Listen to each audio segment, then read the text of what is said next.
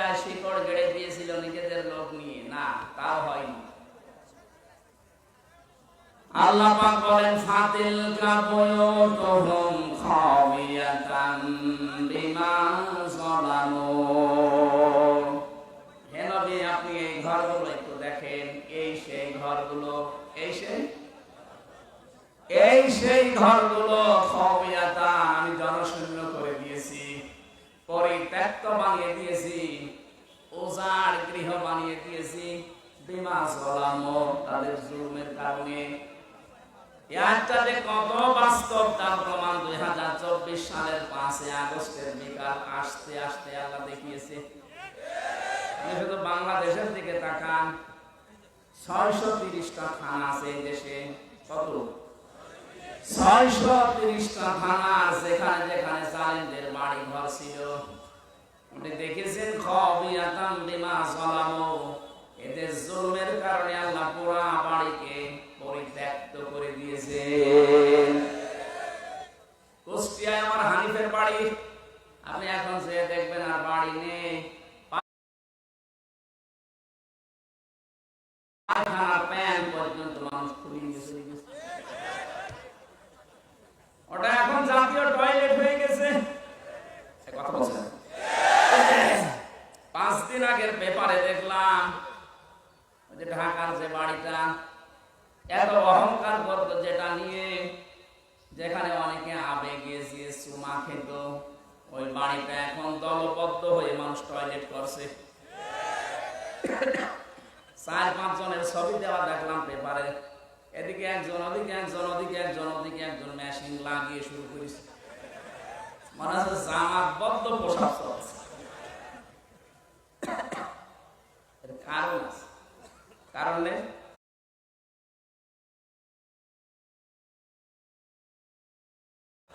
কেন একবারে 4-5 জন যাচ্ছে? এবার আসেন কারণ আমি দেখাচ্ছি। কাবার তাওয়াফ করছিলাম, 6ষ্ঠ চক্কর শেষ করে 7ম চক্কর দিয়ে উপরে গেলাম। হঠাৎ দেখি পেটের ভেতরে ব্যথা, যন্ত্রণায় ফেটে যাচ্ছে। এক পুলিশকে ডাকলাম, ইয়া আখি তাআল, এদিকে আসেন। কি ওনারে বললাম এখানে ফার্মেসি আছে। কেন? এতক্ষণ তো আমার ভালোই লাগছিল, হঠাৎ এখন আমার পেটে ব্যথা করছে, আমি ঔষধ কিনতে যাব। উনি আমার বলে, ইয়া হাজি ওর হজ্জা তাই না বিলাদুকা, ও হাজি দেশ কোথায়? জি তুমি বাংলাদেশ। বাংলাদেশ থেকে এসেছি। আমার দিকে তাকিয়ে বলছে ওর ভাষা দিয়ে যে, হাজি আপনি জানেন না এটা কোন জায়গা? না তো, আবু জাহেলের বাড়ি। আপনি এখনো পায়খানা না করে দাঁড়িয়ে আছেন, তাড়াতাড়ি করে পায়খানা করে। দেখি আমার পেটের ব্যথা ভালো হয়ে গেছে। আল্লাহ যেন আমাকে হাতে ধরে জিজ্ঞাসা করতে চাচ্ছে, হামজা এত দূর থেকে আসলে 6,500 কিলোমিটার, কত? 6,500 কিলোমিটার দূর থেকে আসলে এত কষ্ট করে আর ওই শয়তানের বাড়ি পায়খানা না করে চলে যাবা, তাড়াতাড়ি করো। সত্যি কাজ করে দেখছি আমার পেটের ব্যথা ভালো। আমার তো মনে হচ্ছে জালেমদের বাড়ি তো আল্লাহ খাওয়ায়াতান বানিয়ে দিয়েছে মানুষের প্রসাব পায়খানার জন্য। ঠিক পর্যন্ত না, এর পরেরটা শুনেন। ইন্না ফি যালিকা লায়াতাল লিকাওমিন ইয়ালামুন। এখানে আলেম যারা আছে নামে তাকিদ আছে। ইন্না ফি যালিকা লাআয়াতান, আল্লাহ বলেন অবশ্যই এর ভেতরে শিক্ষা আছে। লিকাওমিন ইয়ালামুন, যারা জ্ঞানী মানুষ তাদের জন্য। প্রধান অতিথি, বিশেষ অতিথি, সভাপতি, দেখেন সব জ্ঞানী মানুষ। সামনে যারা আছেন আমি বিশ্বাস করছি আপনাদের জ্ঞান আছে। আয়াতের শিক্ষাটা তো জ্ঞানী মানুষ নেবে নাকি? কি এটা? আল্লাহ যেটা আয়াত দিলেন, ইন্না ফি যালিকা, এর ভেতরে শিক্ষা আছে। কি সেই শিক্ষা? 15.5 বছরে এত বড় গভীর শিখর আল্লাহ যদি উপড়ে ফেলতে পারে, এদের বাড়ি ঘর যদি গৃহ বানিয়ে দিতে পারে, জনশূন্য করে দিতে পারে, ভবিষ্যতে যারা চেয়ারে বসবে এরাও যদি জালেম হয় তাদেরকে আল্লাহ জনশূন্য করে দেবে। এইটা শিক্ষা। আমি জানি এই শিক্ষা অনেকে তো নেবেই না, আরো মনে করবো ওরকম বলেই থাকে। যেদিন নিজের ঘাড়ে পড়বে সেদিন টের পাবে। মনে হয় এটা নষ্ট না করে খেয়ে ফেলে, এটা নষ্ট হয়ে যাবে। হ্যাঁ, অপচয় না করে শেষ করে ফেলে। সিরাজগঞ্জবাসী, তাহলে সম্মান মর্যাদা ইজ্জত কোথায় আছে এটা আমাদেরকে আল্লাহ জানিয়েছেন। সূরা মুজাদালা 11 নম্বর আয়াতের মাঝের অংশে আছে, ইয়ারফাইল্লাহুল্লাযীনা আমানু মিনকুম ওয়াল্লাযীনা উতুল ইলমা দারাজাত। ইলা আখির আয়াত। না, কন্ট্রোলের সমস্যা করছে।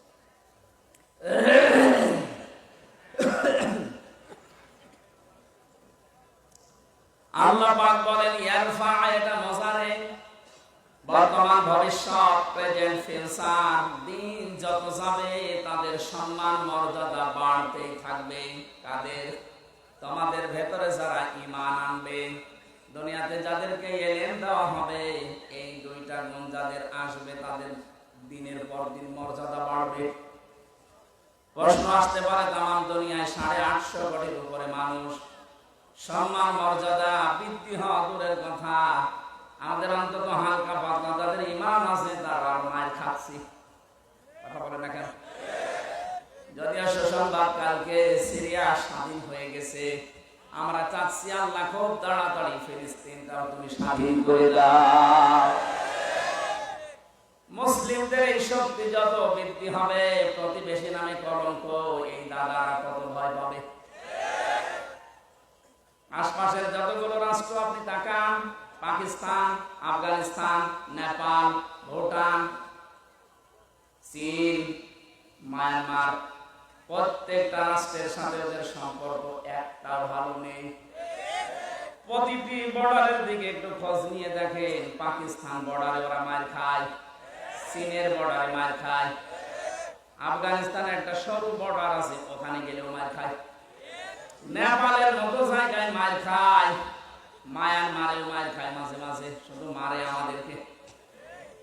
এমন প্রতিবেশী পেয়েছি শুধু মার খাই আমরা। ঘৃণা করি তাদেরকে, আমরা থুতু নিক্ষেপ করি তাদের এই আচরণের উপরে। সারা বিশ্বের মডেলদেরকে ওরা এতদিন পর্যন্ত জানিয়েছে বাংলাদেশের সংখ্যালঘু নির্যাতন হয়, অথচ বিশ্ব এখন দেখছে সবচাইতে বেশি সংখ্যালঘু নির্যাতন ভারতে হয়। ওখানে ওরা খ্রিস্টান মেয়েদেরকে উলঙ্গ করে হাঁটিয়েছে রাস্তায়। ও বিশ্বের খ্রিস্টান যারা আছে 250 কোটির উপরে, কি করছেন আপনারা? ওটাকে আপনার মেয়ে না, আপনার বউ না, আপনার বোন না, আপনার মেয়েকে বোনকে যারা উলঙ্গ করে রাস্তায় হাঁটাতে পারে, এ মুশরিকদেরকে আপনারা কিছু বলেন না কেন? আপনাদের বিবেক কি মরে গেছে? আমরা না পারি না তাই কিছু করি না। আপনারা তো অন্তত পারার জায়গায় আছেন। মসজিদ গুলো যখন ভেঙে ভেঙে ধোয়া তুলে, কি বললাম, ধোয়া তুলে মসজিদ গুলো ওরা ভেঙে ভেঙে মন্দির বানাচ্ছে। আজমির শরীফের নিচে নাকি ওদের মন্দির ছিল 1000 বছর আগে। আমরা যদি এখন বলে যে ঢাকা স্বামীবাগের ইসকন মন্দির 500 বছর আগে এখানে মসজিদ ছিল, কেমন লাগবে আপনার? বলেন। ওদেশে আপনার সংখ্যা গরু, এজন্য সংখ্যালঘু মুসলমানদের উপর অত্যাচার করেন। আমাদের ইসলামে যদি সত্যি এরকম কিছু থাকতো, এদেশে 4 ভাগ মাত্র হিন্দু আছে, একটাও এখানে থাকতে দিতেন না। আপনারা ধোয়া তুলবেন, এজন্য আগস্টের 5 তারিখের পর থেকে দেশের জনগণ নিজেদের দায়িত্ব নিয়ে মন্দির পর্যন্ত পাহারা দিয়েছে। বাংলাদেশ জামাত ইসলামের শ্রদ্ধাভাজন আমির ডাক্তার শফিকুর রহমান, উনি ওই দিনই ঘোষণা দিয়েছে, বাংলাদেশে মসজিদ যেমন পাহারা দেওয়া লাগে না, মন্দিরও পাহারা দেওয়া লাগবে না। এই জন্য কেউ যেন বিশৃঙ্খলা তৈরি করে বিশ্বের মান দরবারে আমাদেরকে কলঙ্কিত করতে না পারে যে আমরা সংখ্যালঘু নির্যাতন করি, বলে পাহারা দিন। আপনারা কোন জায়গায় আঘাত করতে পারেন ওটা কোরআনে কারীম আমাদেরকে আগে জানিয়ে দিয়েছেন। ওয়ালা তাসুবুল্লাযীনা ইয়াদউনা মিন দুনিল্লাহ। রব্বুল আলামিন বলেন কোরআনে কারীমে আছে এটা, হে নবী উম্মতদেরকে জানান আমি আল্লাহ বাদে ওরা যাদেরকে ডাকে ওদের দেবতাদেরকে গালি দিবা না, তাহলে ওরা না জেনে শেষ পর্যন্ত আমি আল্লাহকে গালি দিয়ে ফেলবে। বাংলাদেশে মেজরিটি মাইনরিটি বলতে কিচ্ছু নেই, এটা হয়তো ভারতে থাকতে পারে, আমাদের দেশে এটা কথা বলেন আরো জোরে বলেন। আর ভাই রেকর্ড হচ্ছে এটা, কালকে যদি পত্রিকায় যায় আন্তর্জাতিক মিডিয়াতে আসে সারা দুনিয়া এটা ছড়ানো লাগবে। ওরা মিথ্যাকে যদি বারবার ছড়িয়ে সত্য বলে চালিয়ে দিতে পারে, আমরা সত্যকে বারবার ছড়িয়ে কেন সত্য প্রমাণ করতে পারবো না? ওদের সাংবাদিক দেখেছেন কি ময়ূররঞ্জন না কি নাম জানো, আমার মনে হয় শয়তান, তো আমি দেখিনি, ওর তিড়িং বিড়িং নাচ দেখলে আমার মনে হয় শয়তান যদি দেখতাম এরকম হতো। টাটকা নির্ভেজাল শয়তান, খালি বানানো কথা ছাড়া ওর মধ্যে কোনো কথা নেই। এখন শুনছে নাকি চট্টগ্রাম ওরা দখলে নেবে। আরে ভাই আপনারা কি যৌতুক নেবেন নাকি? যৌতুক দেবো কি করে? মেয়ে তো আমরা দেয়নি, মেয়ে তো মানিয়ে গেছে। পালানো মেয়ের কোনোদিন যৌতুক দেওয়া লাগে? বিয়ে তো এখন আমরা গার্জিয়ান যারা বিয়েই মানি না, যৌতুক কিসের? আর যৌতুক নেওয়া দেওয়া হারাম, মুসলমানরা হারাম কাজ করবে না, আর হারাম কাজ কেউ করতে আসলে তারা ছাড়বে না। চোখ তুলে তাকান, ছেলে চেষ্টা থাকবে না। দাদারা ভয় পাচ্ছে, এমনি পাগল হয়ে গেছে ওরা। ডক্টর মোহাম্মদ ইউনূস শুধু একটু হাঁ করেছিল, যদি বাংলাদেশ শান্তিতে না থাকে সেভেন সিস্টার শান্ত থাকবে না। ওরা পাগল হয়ে গেল। কি গো, হ্যাঁ এতদিন বলেছি কি আর এ কি বলছে? ওরা দুর্বিসন্ধি করে আমাদেরকে ভয় দেখাতে চিকিৎসা থেকে বঞ্চিত ঘোষণা দিয়েছিল। এখন 3 দিন দেখি কাঁদতেছে, না আপনারা আসেন, 40 ভাগ ছাড় দিলাম, দরকারে পাকিস্তানে যাব, তুরস্কে যাব, চীন দেশে যাব, আমরা যাই। এ দেশে যারা দায়িত্বে আছেন, আমি ভারতে বহুবার গেছি, বহু রাজ্যে আমি ঘুরে বেড়িয়ে দেখিয়েছি। এদের যে ভয়টা, সবচাইতে বেশি ভয় মুশরিকদের ভেতরে মরণের ভয়। সূরা বাকারার ভেতরে আল্লাহ জানিয়েছেন, ওয়ালা তাজিদান্নাহুম আহরাসান নাসি আলা হায়াতিন ওয়া মিনাল্লাযিনা। তো এই সূরাটা আমরা সংক্ষিপ্ত মুশরিকদের কাজে ওরা মরতে চায় না, যেভাবেই হোক বেঁচে থাকতে চায়। ইয়াওয়াদু আহাদুহুম লাউ ইউআম্মারু আলফা সানা, ওদেরকে যদি বলেন তোমরা 1000 বছর বেঁচে থাকবা, ওরা বলবে আরো বাঁচতে চায়। মুশরিকরা সবচেয়ে বেশি ভয় পায় মৃত্যুকে, আর আমাদের ঈমান যাদের আছে আমরা সবচেয়ে বেশি ভালোবাসি মরণকে। কারণ মৃত্যু মুমিনের জন্য হাদিয়া, তওফা, এটা যত তাড়াতাড়ি আসবে ওয়েলকাম দিয়ে ফেরেশতারা আপনাকে তার বানানো জান্নাতে ঢুকিয়ে দেবে। এটা আমি বানালাম না। সূরা নাহাল 32 নাম্বার আয়াতে আল্লাহ জানিয়েছেন, কিন্তু এটা মিলা রাখবে আবার আপনার জীবনে। আল্লাযীনা তাতাওয়াফাহুমুল মালাইকাতু তাইয়্যিবিনা ইয়াকুলুনা সালামুন আলাইকুম উদখুলুল জান্নাতা বিমা কুনতুম তা'মালুন। বলেন আল্লাহু আকবার। আল্লাহ পাক বলেন, মরণের বিছানায় যখন মুমিন আছাড় খেয়ে পড়ে, ফেরেশতা পাঠিয়ে দেন, 2 জন 4 জন 5 জন না, মালাইকা বহু বচন দিয়েছেন আল্লাহ। হাজার হাজার ফেরেশতা আসে তোর কাছে। আসার পরে যদি দেখে হ্যাঁ তোর জীবনটা তাজ্জিব পবিত্র ছিল, তাফসিরে মুফাসসিরে লিখেছেন তাজ্জিবিনা মানে এটা পোশাক পবিত্র না, শরীরের পবিত্র না, এটা বিশ্বাসের পবিত্রতা। ওদের বিশ্বাসের ভেতরে শিরিক ঢোকানো, আর আমরা যা করি আমাদের বিশ্বাসের ভেতরে ঈমান ঢোকানো। কথা বলেন না কেন? যাদের বিশ্বাসে শিরিক আছে পাল্টাবেন। আপনার বিশ্বাস যদি পবিত্রতা অর্জন করতে পারে, যখন বিছানায় মরণে আষাঢ় খেয়ে পড়বেন, ফেরেশতারা বলবে উদখুলুল জান্নাহ, প্রবেশ করেন। শুধু প্রবেশ করবেন না, সালাম শান্তির সাথে করেন। বিমা কুনতুম তা'মালুন, দুনিয়ায় যা করতেন সেটার কারণে। ও বাংলার মুসলমানেরা, আমরা আহ্বান জানাবো যারা দায়িত্বে আছেন, খুব তাড়াতাড়ি পররাষ্ট্রনীতির কিছু নিয়ম নীতি আছে। প্রতিবেশী নামে কলঙ্কে দাদাদের সাথে সব ব্যবসা বাণিজ্য, সব কূটনৈতিক সম্পর্ক ছিন্ন করে দেন। এগুলো আপনি পাকিস্তানের সাথে আবার ফিরে যান, চীনের সাথে বাড়ান, তুরস্ক, মুসলিম দেশ এখন 57টা আছে, গতকাল আরেকটা হয়েছে 58টা। এতগুলো দেশের সাথে সম্পর্ক থাকলে এরা এমনিতে চিন্তায় মরে যাবে। আজকে দেখেন না, সকালবেলা সুর নরম হয়ে গেছে। আমরা যে সরকার আসে এখন দায়িত্বে, এই উপদেষ্টা মন্ডলে যারা দায়িত্বে আছে এদের সাথে শক্তভাবে মিলে কাজ করতে চায়। কেন? এতদিন যে বলতেন এরা অবৈধ, ঠেলায় পড়েছে। এক কথা বলে না, ঠেলায় পড়লে বাঘেও ধান খায়, ধান খাবে এবার। আমি যে কথা বলতে পর্যন্ত এসেছিলাম, সম্মান মর্যাদা যদি সত্যি আমরা ফিরে পেতে চাই, দিন যত যাবে বাড়তেই থাকবে। আপনার ঈমানটাকে শিরিক মুক্ত করবেন। তাইয়্যিবিনা মানে শিরিক মুক্ত ঈমান। 2 নম্বরে ওয়াল্লাযীনা উতুল ইলমা দারাজাত, যাদেরকে আল্লাহ ইলম দিয়েছে তাদের মর্যাদা আল্লাহ বাড়াবে। প্রশ্ন আসতে পারে, দুনিয়ায় কত মানুষের তো ইলম ছিল, মর্যাদা বাড়ে নাই। হ্যাঁ, ঠিক আছে, আমি নাম নিয়ে বলছি, মাওলানা ফরিদউদ্দিন মাসুদ, মাওলানা রুহুল আমিন, এরা আলেম না? কথা বলে না, এরা আলেম ছিল, এদের মর্যাদা মানুষ দিত। কিন্তু দেখেন শুধু পাল্টিয়ে গেছে। সময়টা একটু পাল্টানোর কারণে সারা বাংলাদেশে যেখানে যাবেন এই 2 জনের নাম বলেন, আলেম নামে মানুষ আলেম বলে ঘৃণা করবে। এই ঘৃণাটা তৈরি করে দিল কে? কে? আল্লামা সাইদি রহমাতুল্লাহ আলাইহি, উনিও তো আলেম ছিলেন।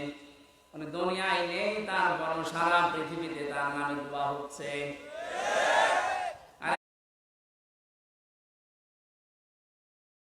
এমন আলেম ওনারা গেছে বাইতুল মুকাররমে জোর করে ইমামতি করার জন্য, জনগণ জুতা দিয়ে পিটিয়েছে।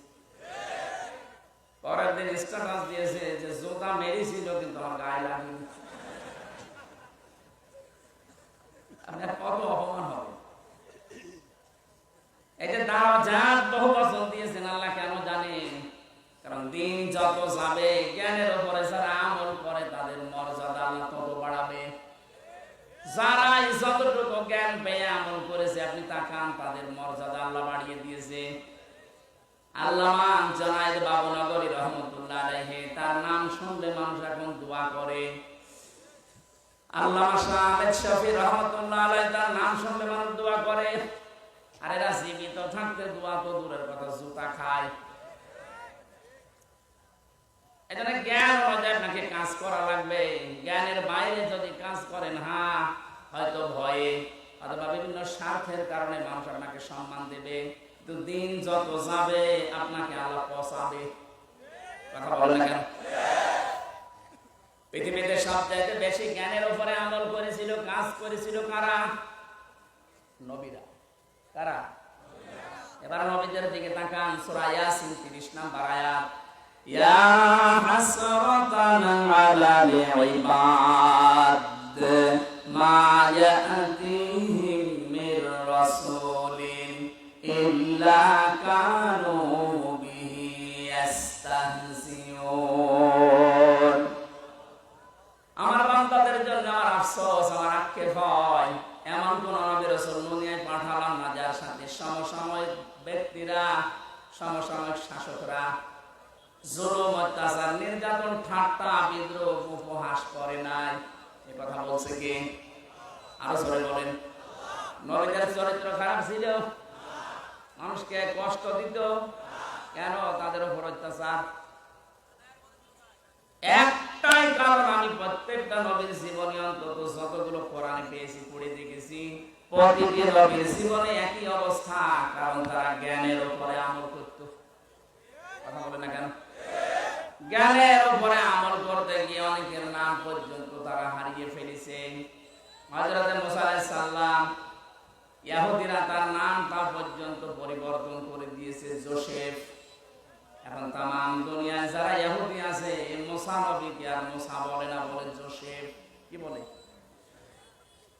খ্রিস্টানরা হযরত ঈসার নাম পাল্টিয়ে দিয়েছে যিশু। 250 কোটির উপরে খ্রিস্টান তাম দুনিয়ার 257টা রাষ্ট্রে কম বেশি আছে। আপনি যেখানে যাবেন দেখবেন ঈসা নবীকে ওরা ডাকে, কিন্তু ঈসা আলাইহিস সালাম বলে না, ঈসা ইবনে মারইয়াম বলে না, বলে যে যিশু। কি বলে? বলেন। আমাদের জাতির পিতা হযরত ইব্রাহিম আলাইহিস সালামের নাম তারা পাল্টিয়ে দিয়েছে আব্রাহাম। হযরত দাউদ আলাইহিস সালামের নাম তারা পাল্টিয়ে দিয়েছে ডেভিড। মুসলিম বিজ্ঞানী ছিল আল ক্যামি, তার নাম পরিবর্তন হয়ে গেছে কেমিস্ট্রি। নবীর প্রিয় সাহাবী একজন হযরত জাবির রাদিয়াল্লাহু তাআলা আনহু, তার নাম পাল্টিয়ে দিয়েছে আল জাবরা। এদেশে আল্লামা শফির নাম পাল্টিয়ে দিয়েছে তেদুল হুজুর। কথা বলে না কেন? শহীদ আল্লামা দেলাওয়ার হোসেন সাইদের নাম দিয়েছে দেদু শিকদার। আমি বানিয়ে বললাম? আমার নাম পাল্টিয়ে দিয়েছে পিসকে হুজুর। আমি পিসকে। সত্যি কথা বলতে কি, জ্ঞানের উপরে যারা দুনিয়াতে কাজ করবে, এটা ইহুদি খ্রিস্টান অমুসলিমদের কাজ। ওরা নাম পাল্টায়, ওরা নামের পরিবর্তন করতে পারলে ওদের আনন্দ লাগে। এই জন্য শহীদ আন্তর্জাতিক জিয়া বিমানবন্দরের নাম পাল্টিয়ে আলাদা করে দিয়েছে। ওয়া তালমিজু আনফুসাকুম ওয়া লা তানাবাসু বিল আলকাব বিইসাল ইসমুল ফুসুক বা'দাল ঈমান ওয়া মান লাম ইয়াতুব ফাউলাইকা হুমুজ যালিমুন। আল্লাহ বলেন নাম পাল্টাবা না। আর যারা নাম পাল্টানোর হিরিক 15 বছর তৈরি করেছিলেন, কি হয়েছে? সে নাম তো আবার সব পাল্টিয়ে যাচ্ছে। কথা বলে দেখেন, টয়লেট থেকে শুরু করে সংসদ পর্যন্ত প্রতিটি জায়গায় নাম পাল্টাতে পাল্টাতে আর পারে নাই। সেটা পায়খানা টয়লেটের নামও দিয়েছে বঙ্গবন্ধু টয়লেট। আর কোথায় দেবেন? জাতে মাতার হলো, কিন্তু তাহলে ঠিক ছিল। জিয়ার নাম মুছে দিয়েছে ঠিক, এমন একজনের নাম দিয়েছে যেটা মুসলমানদের আবেগের জায়গা, যেন এটা পাল্টাতে না পারে। আপনি এখান থেকে মুছে দিয়ে কি করবেন? আমি আরাফাতের ময়দানে ছিলাম, ওখানে জিয়াউর রহমান লক্ষ লক্ষ গাছ লাগিয়েছে, নিম গাছ। ওটাকে এখন আর ওই দেশের মানুষ নিম গাছ বলে না, বলে জিয়া গাছ।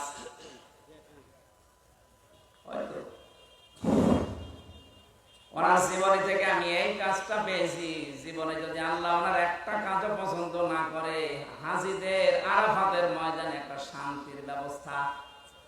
কি গরম জানেন ওই দেশে? 40, 42, 45, 55 ডিগ্রি সেলসিয়াস চলে।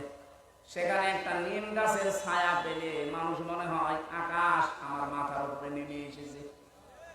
এই যে লক্ষ লক্ষ হাজী সাহেবেরা আরাফাতের ময়দানে যেহেতু দোয়া কবুল হয়, শহীদ প্রেসিডেন্ট জিয়াউর রহমানের নামে যদি দোয়া করে, আল্লাহ তুমি ওর জীবনে যা হয়েছে হয়েছে মাফ করে দাও, আল্লাহ মাফ করতে পারে না। কথা বলে না কেন?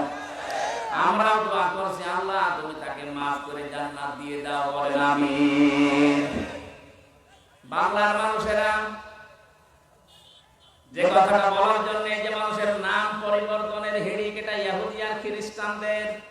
বাংলাদেশে কালচার চালু করেছিল 15.5 বছরে যারা ছিল তারা।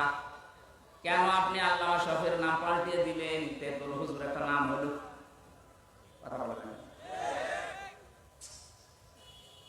নাম পাল্টিয়ে পাল্টিয়ে যাদের বিচার করে করে আব্দুল কাদের মোল্লা নাম পাল্টিয়ে দিয়েছেন।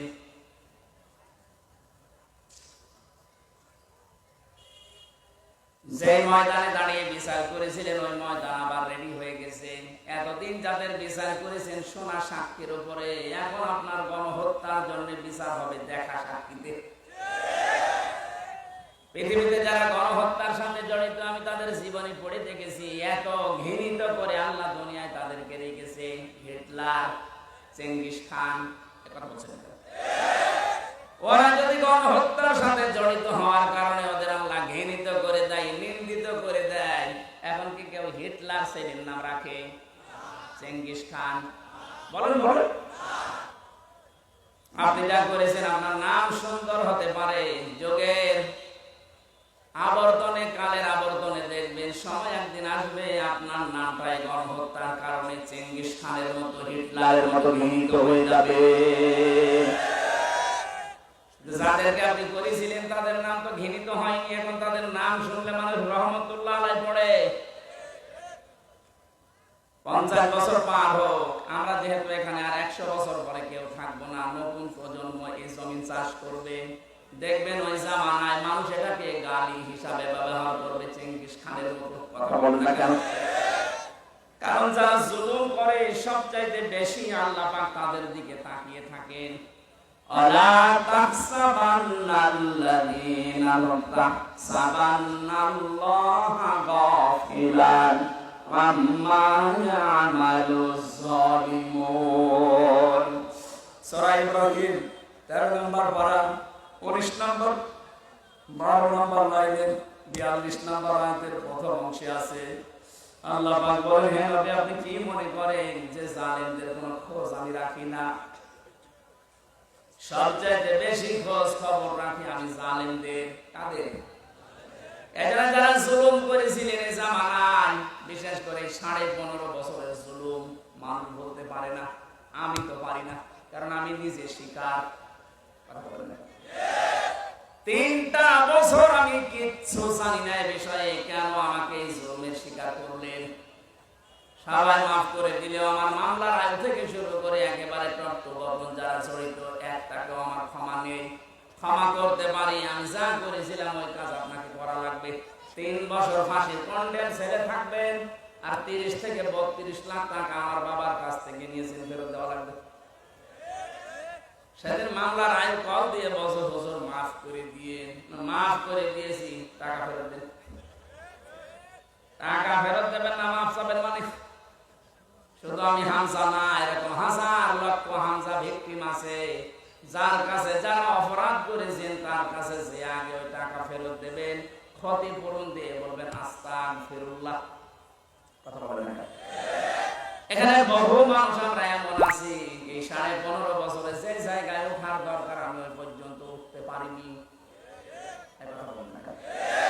আমার ব্যবসা বাণিজ্য করতে দেননি, মিথ্যা মামলা দিয়ে মিথ্যা সাক্ষী দিয়ে আমার ঘরে থাকতে দেননি। 15টা বছর অনেকে এমন আছে যারা গাছতলায়, বাসতলায়, পানের বরজে, ধানের খেতে, ভুট্টা খেতে কাটিয়েছে।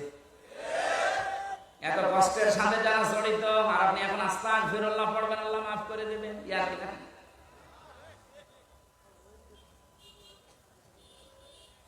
আমি শুধু শিক্ষা নেওয়ার জন্য 2-1টা জায়গায় এগুলো বলেছি যে আমাকে কষ্টটা দেওয়া হয়েছিল রিমান্ডে, মাটির নিচে নিয়ে, জেলখানার কন্ডেম ছেলে ফাঁসির।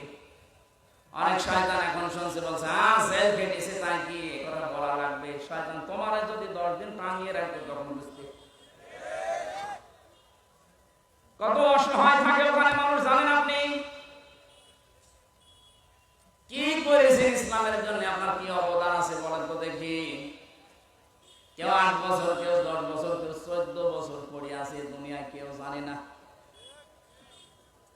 কি কষ্ট স্বীকার করেছে। এক একটা মানুষ একটা দিন যায় মনে হচ্ছে 2 বছরের সমান। কেউ নেই আপনার আশপাশে, 24 ঘন্টা এতটুকু জায়গায় তালা মারা বসে থাকবেন, কতটুকু সময় পারবেন বলেন?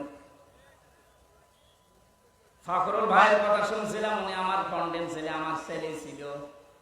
হামজা তোমার সাথে কি করেছে আমি জানি না, আমার পায়ের ভেতর দিয়ে হাত দিয়েছে। সামনে যে লোহার ব্যারিকেড দেওয়া ছিল ছোট ছোট, ওর সাথে হাত লাগিয়ে তালা লাগিয়ে দিয়েছে। আরে ভাই 2-5 মিনিট পরে খুলে দে না, বছরের পর বছর 1.5-2 মিনিট সময় ছিল টয়লেট করার জন্য। সকালে কয়েকটা পচা ছোলা দিয়েছি, তো পচা পারলে খানা করে ফেলে দেন। দুপুরে 1 মুঠ ভাত দিয়েছে। কয়দিন আপনি পারবেন, কয় সপ্তাহ পারবেন? 8 বছর, 10 বছর, 14 বছরের লোক পেয়েছি আমি। এত বড় বড় নখ হয়ে গেছে, ওরা দেওয়ালের সাথে খুশিয়ে খুশিয়ে ভাবে লিখে রেখেছে ভাঙা ভাঙা অক্ষরে, ভাই যদি কেউ বাইরে যেতে পারেন এই নাম্বারটা একটু জানাবেন যে আমি বেশি আছি। এখনো পর্যন্ত অনেকে জালেমের সাফাই গায়ের বলে কি হয়েছে যে ওনার পালানো লাগলো, কি হয়েছে? আপনার সাথে তো হয়নি, আপনি টের পাবেন না। এই লোকটা জিজ্ঞাসা করেন, যাদের সাথে হয়েছে তারা যদি বলে যে আমি মাফ করে দিলাম, আমারটা হবে না, আমার টাকা ফেরত দেওয়া লাগবে। আর আমার মতো 3 বছর ফাঁসির কন্ডেম ছেড়ে বিনা কারণে পড়ে থাকা লাগবে, তাও যোগাযোগ বিচ্ছিন্ন হয়ে। এমনি দুঃখে বলছি